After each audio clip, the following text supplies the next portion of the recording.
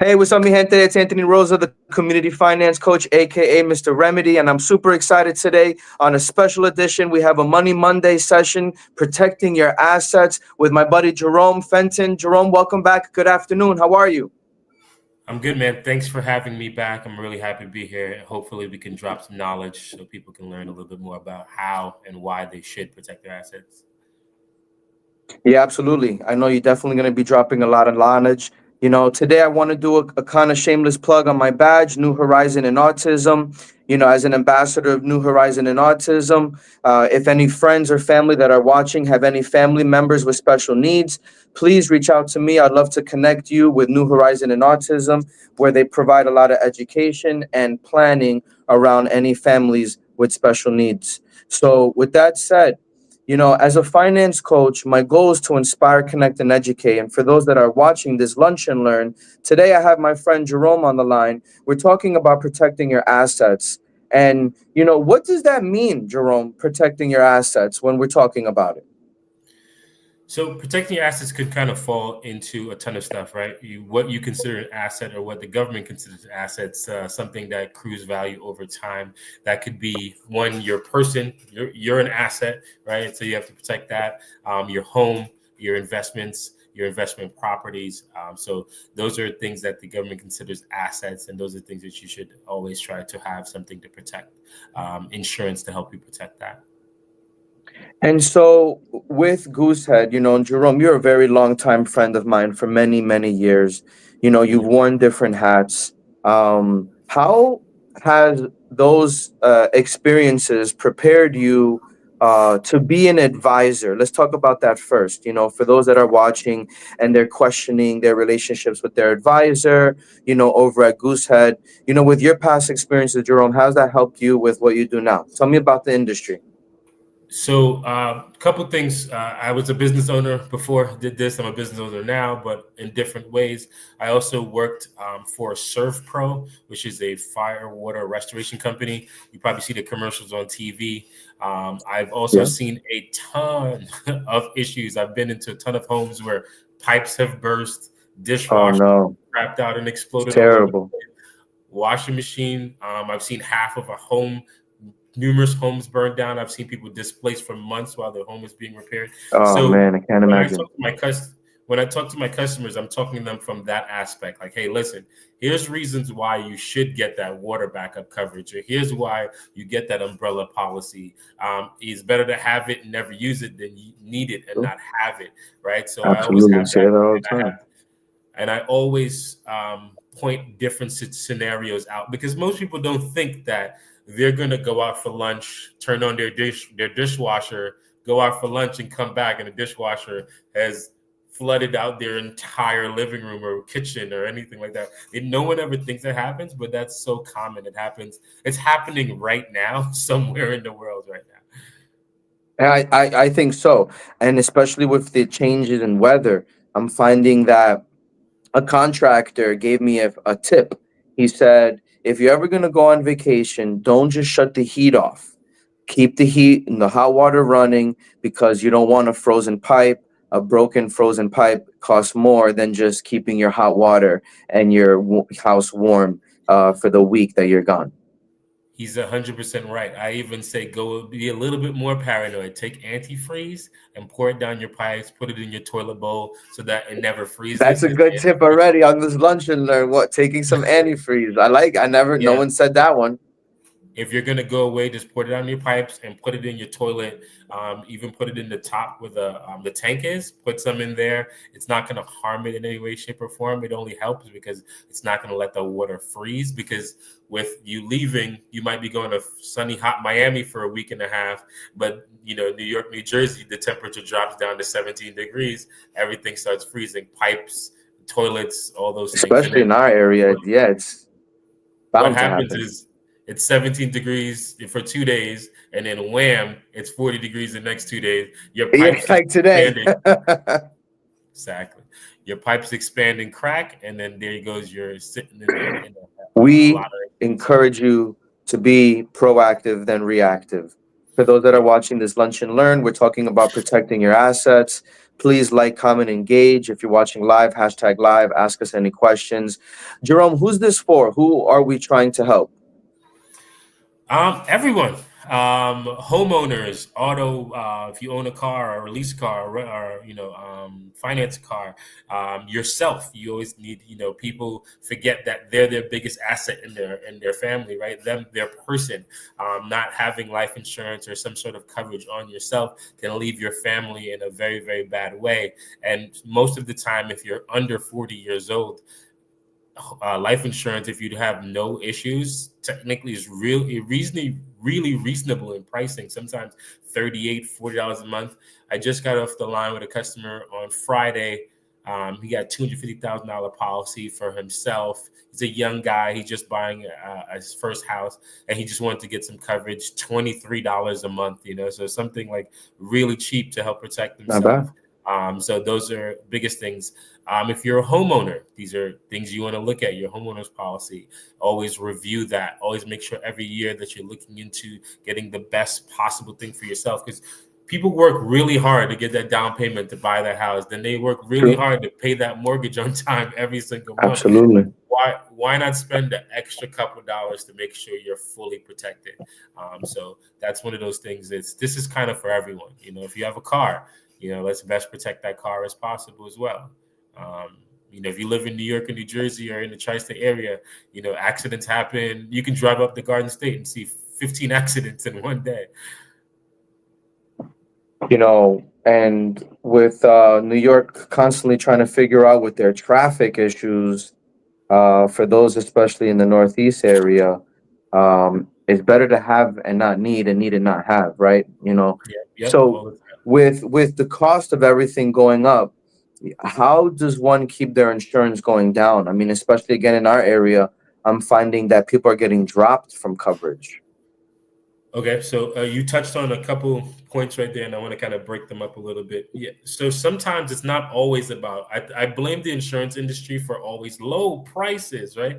Low prices doesn't always mean best coverage, right? And sometimes it's better to have the best coverage at a reasonable rate. Might be a little bit higher than you like, but at least you're properly protected in your home. It's best to have that. Would you rather spend an extra $100 to make sure that you have less stress, or would you probably pay $100 less so you can have more stress? So it's True. just literally sometimes that much of a difference. It's $100 between being really stressed out with your carrier and $100 more being having a pleasant experience with your carrier. So So now, that's one of the things that yeah, I always want to talk about. You don't always have to have low prices. Make sure we talk about coverages. That's what I always talk about with my clients. Are you properly protected? Then we look at pricing from there. The next thing that you talked about is people getting dropped. So what's happening is that we've seen all these natural disasters happening recently in California with all the wildfires. Maybe 2 years ago, you've probably seen with Florida with all the hurricanes. Florida's like once a year, they always have a hurricane season. If you go back 6, 7 years ago, you look at what happened in Hawaii and Maui with all the wildfires there again. What's happening there is that a lot of these companies, these insurance companies, are getting squeezed because of that, right? Everyone always says insurance is a scam, and I'm like, no, it's not. They're a business that they're looking, they're taking on people's risk for money. So I'll give you an example, right? In Florida, let's say State Farm has 50 houses in one block, like a one neighborhood. They have 50 mm, homes, and each one of those homes are worth $400,000. Hurricane comes through, wipes them all out. That means State Farm, you gave them maybe $2,000 for the year for your insurance, and now they have to kick out $400,000 50 times, right? that's So a you big do the payout. math. Yeah, you do that very quickly, they're becoming a very unprofitable company. So what's happening is that they'll pull out of a state like California, pull out of a state like Florida. So that means they're going to be very, very specific on the type of homes that they carry in other states. Of What that course. means is that now their restrictions are becoming tighter and tighter in probably your home state. So now they're being very ticky tacky, right? They're looking at the age of your roof. They're looking at, do you have a crack on the sidewalk? Anything that can cause them more Wow. risk, they're looking to drop those risks. So a lot of people are getting released from their insurance companies That's in the because of that. underwriting, right? Yeah, the underwriting guidelines are becoming tighter and tighter, but they're a business of taking on a risk and analyzing risk and then saying, can we take this risk for a certain amount of money? At the same time, they're a business of profit. If they're not going to profit, they're going to lose. So that's what Why would they what you're take the seeing risk? right now. What you're That's seeing right interesting. now is Yeah, what you're seeing right now is a lot of people getting those underwriting guidelines getting tighter and tighter. They're like, I had State Farm for 5 years. No one ever looked at my roof. And it's like, well, now they are because they're looking to be profitable in mm, every state because they've lost key markets. Think of the size of California. California is the size of the entire East Coast, right? it's the Imagine entire. losing businesses. Yeah. And then you look at Florida, that's a large amount of money for them. They're losing that too. It's So a good now they're chunk. looking Yeah, at Florida's every a big state. state. Yeah. You look at now they're looking at every state and saying, hey, what can we lose the lowest, like the highest risk people possible, so we can just be clean, profitable company. So that's what you start seeing. And now because of that, on the insurance side, there's something called the surplus line markets, right? These Lloyd's of London's, the Scottsdales, the companies you don't really see on TV, but now they're jumping in, taking on more risk, and they're willing to, but at a certain premium, you know. Of course, and I mean, and assuming the risk, is going to obviously higher the cost. Exactly, And they got and to offset that there. because all those other states have now pulled out, the cost of insurance are rising. Also, the other thing is the replacement cost, which is the cost of materials after the pandemic and inflation has risen a lot. So the house that you might have bought for $300,000, like I had a customer last week, she got dropped from her company. Mm, And she called me, somebody referred her to me, and she said, I want the same coverage I had before because I'm only paying $800 a year. After looking into it, she bought her house in 2018, and her house was worth $350,000 in 2018. After the pandemic, after the rise in cost of everything, her house value is now $615,000. That's $300,000 more. Now imagine she had an accident and her home were to get on fire. She wouldn't have been covered she for wouldn't. That's terrible. Wow. yeah, she wouldn't And have been who has covered that for extra money just to kind of pull out to? exactly, because the rising cost of roofing materials, lumber, copper, brass, all those things have gone up. So every year, as a homeowner, you want to make sure you're checking on your homeowner's insurance, seeing if they're keeping up with the rising costs. Like, keep up with the cost of what your home value is. Are you properly protected? Another situation 7 years ago in Maui, there was a bunch of wildfires. A lot of those people, what they found out is that they were underinsured, meaning they didn't have, like, the insurance company paid them out, but they didn't even have enough to cover rebuilding their house. They just got enough to cover the mortgage. The mortgage got paid off, and they don't have anything else to Wow. rebuild. So make sure that you're not underinsured. You want to always properly look at your asset and make sure that you're being protected, because you need your home, yourself, your auto to be properly protected at all times.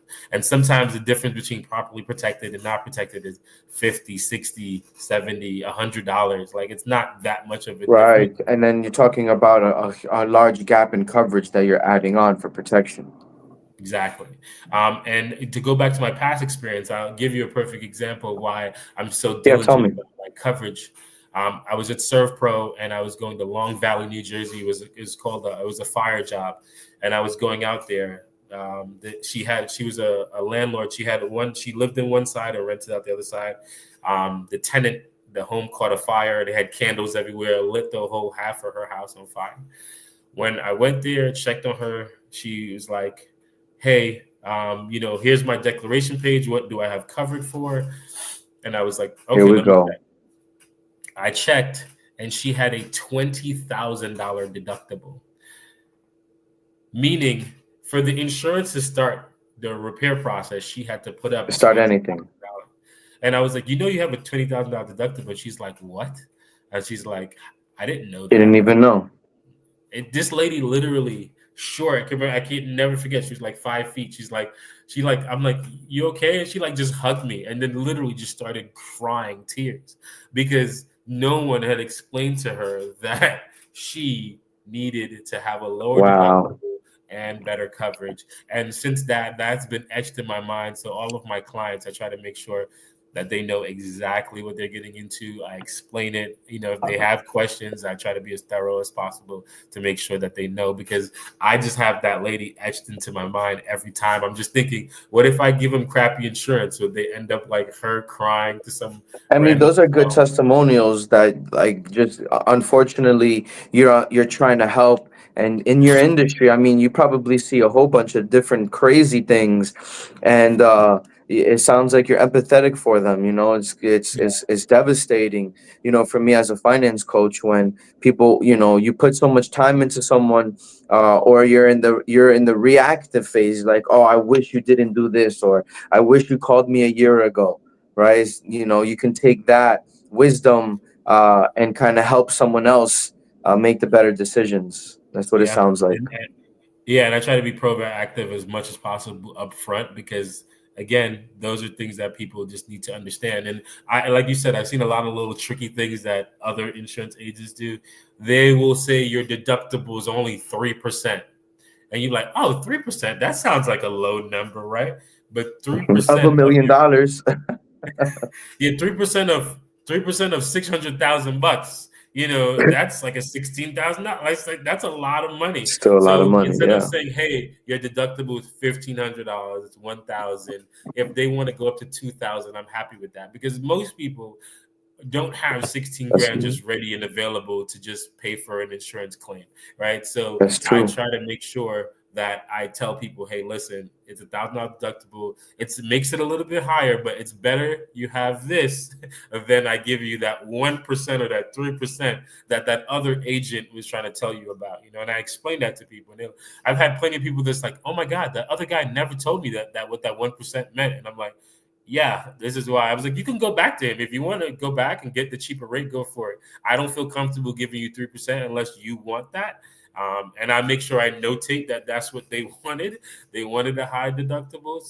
And then when I've had most people just switch over to me, because I was just very upfront and honest about coverages, and making sure that they understand what's going on. Because once you know, it's hard to unknow. And it's once you're educated, it's hard for someone to kind of swindle you. So I always try to make sure I educate the clients. And that's why I don't always talk about low prices. I talk about the proper coverage, because sometimes when your house is half on fire, you're not even going to remember the $100 you saved. You know what I mean? So Hmm. let's talk about the $100 you might have spent to have a very, very easy transition in this time.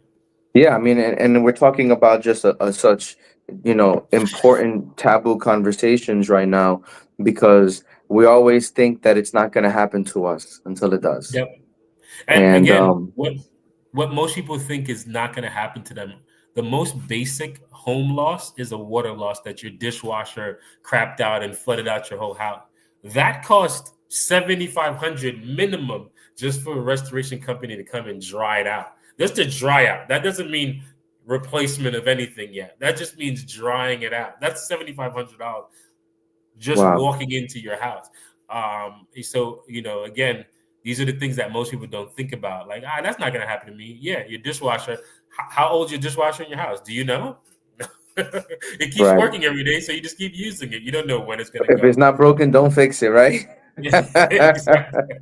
Don't even look into it, right? Until the day it craps out, floods out your whole living room and kitchen, and your cabinet need to be ripped out, and you are away having brunch with your friends. These are the things that happen on a regular basis. And those are the little things that most people don't think about. Most people think a fire, I'm going to be more careful for a fire. And fire is a once in a lifetime situation. That might never Right. happen at most And it's homeowners. probably sometimes that happens. It's not your fault, right? It's not as you just house the next door and you got it. Even if, Yeah. um, That happens a lot too. And then, your hot water heater crapping out, flooding your basement, stuff like that.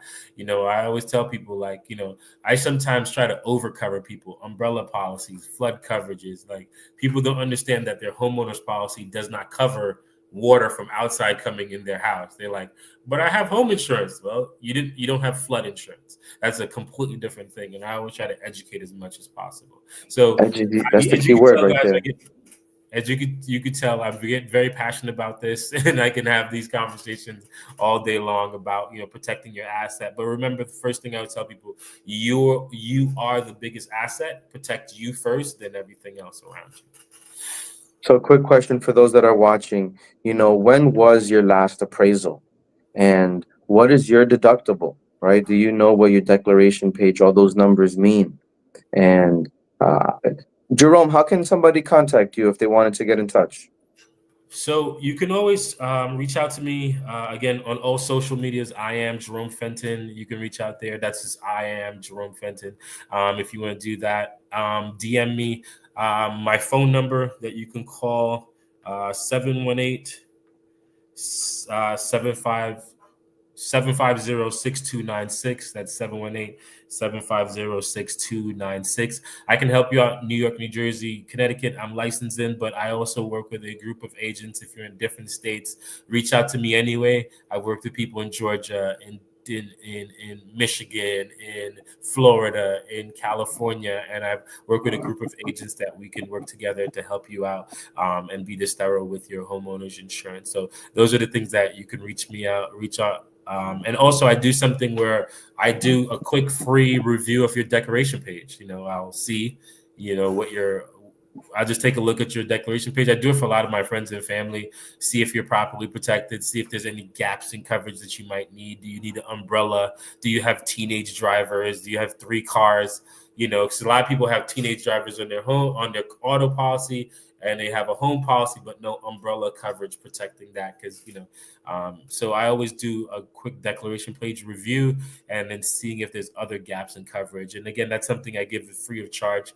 I'll give you the advice if you want to go and take that run off to your Allstate I agent. do the You can. same. Yeah, that's It's just great. something I do. That's something I do just to make sure you guys understand your insurance and have that conversation. I've done it for clients that I've just reviewed everything for them and they've taken the information and gone elsewhere. Or some of them come to me and I was able to get them policies. But I do that for everybody. If you're interested, if you don't understand what your coverages are, if you've been, I have people who have homes for 10 years and like, I don't even know what this means. I just paid every year. So make sure that you know exactly what your coverages are. So you can reach out on any of those platforms. You can call me again 718-750-6296, and I can go over those policies with you. Yeah, so I appreciate that call to action. And, that was a call to action for those that were watching.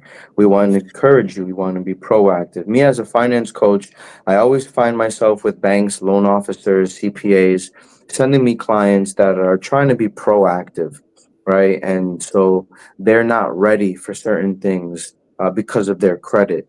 And we as a team, Jerome, I appreciate our role here because not only are we friends and we're business partners, we're referral partners, but we're advisors and we're here to educate those that are watching. So I hope that you guys learned something new on this Lunch and Learn. Jerome, before I let you go, I always do this final thoughts segment of the show. This is kind of where we're including our call to action and we're trying to make sure that we landed the plane. So, what are your final thoughts for today's Lunch and Learn on protecting your assets? So, real quick, before I get into that, just want a quick tie into what Anthony does. A lot of these insurance companies, they have something called an insurance history score or insurance score. And a lot of your insurance score is rated based off of your credit. And your credit is massively important to insurance companies, not just your credit, but your paying history, your bill, how often and well you pay your bills. You're judged on that as well. So your premium, you can live right next door to your neighbor and you have a 600 credit score, they have an 850, and their homeowners insurance, you can have the same company would be massively cheaper than yours. So, if your credit's something that's an issue, definitely reach out to Anthony because those things affect your billing and what you get paid, how you the bills and how you get your premiums are as well. So make sure you're always looking into your credit. Make sure those things are checked out. And if you don't know, reach out to Anthony. Final thoughts for protecting your assets is remember you're the first asset in your life.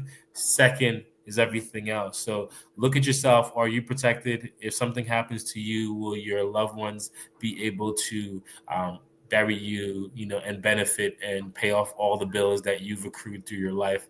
And again, if you're under 40, under 50, there's some really good companies out there that protect you. And then start thinking about protecting your asset. I know some of the times it's like, who needs insurance? And you definitely do, because if you want to leave anything behind or not leave debt or leave a generational wealth, you definitely want to check out some life insurance and protecting yourself as an asset. Last story I'll leave is there's a guy, he worked at Walmart for 30 years. And he wasn't a very wealthy guy. His max out pay he made was $75,000, the max out for working at Walmart. He paid his life insurance every single month. He had 3 kids. He left behind $4.5 million for his kids worth of life insurance. He left generational wealth for his kids just by working at Walmart. So remember, protect yourself as an asset, and then everything else you protect with insurance as well. Wow, thank you so much. And that was a powerful story to end with. I always like to end with a closing quote of the show. Failing does not make you a failure, quitting does. So go in grace, go in peace. Thank you again for watching. This is Anthony Rosa, the community finance coach. I'll see you next week. Bye, everybody.